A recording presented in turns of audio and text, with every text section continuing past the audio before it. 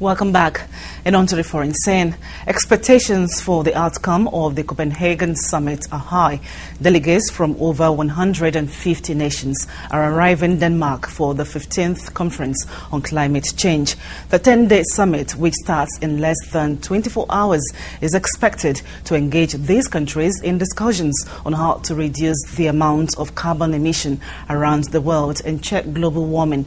Professor TEMI OLOGUNORISA, a climatologist who was part of the panel that reviewed Nigeria's submission to Copenhagen, says Nigeria will be asking for climate justice for developed countries to sponsor adaptation projects.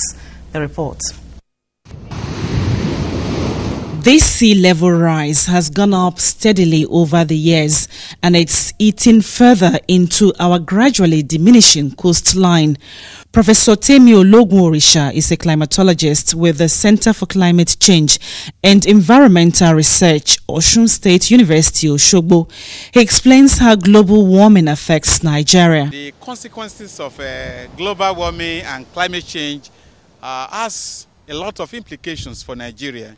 Nigeria is being hit by desertification from the north and the ocean rise and coastal surges from the south. So we are bordered, and over 800 meters or over 800 kilometers of Nigerian coastline is affected by climate change, by the sea level rise. And a large chunk of the land, which could have been converted to arable land in the north, has been taken over by desertification. This is the picture.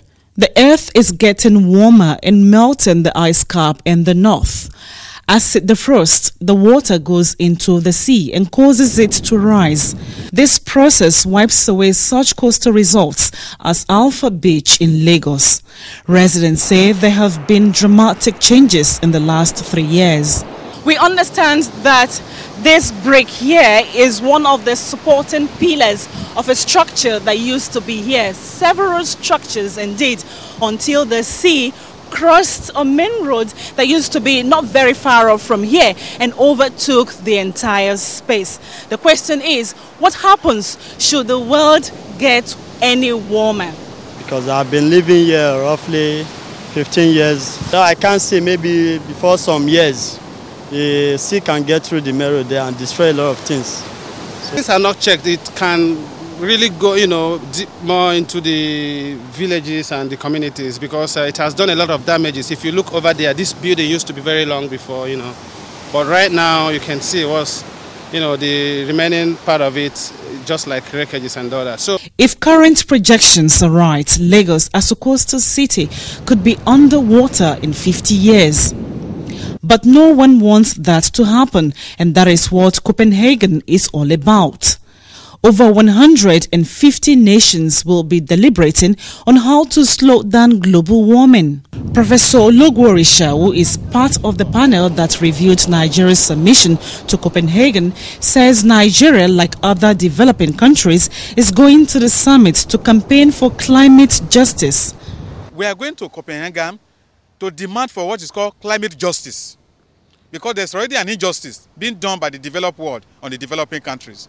And developing countries are the one paying the price, because the developed world, they have what you call the wherewithal, the capacity, they have the capital, they have the technology to withstand the shock arising from climate change.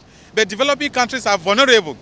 And what brought us to where we are the developed world? So we are asking them to pay for the damages. So if they are asking us to adapt, how do we? The adaptation is technological driven. So they have to provide the money, the fund that will make us to adapt, because the cost of adaptation is very high.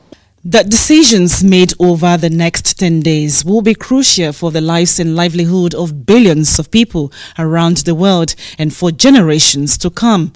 It's literally a matter of life and death. A great deal of flexibility on all sides will be required to achieve success. Vivian Irikefi, STV News. Away from that, 2 more Rwanda peacekeepers have been killed and 1 injured in Sudan's Darfur region. It was the second deadly attack on the contingent in 2 days.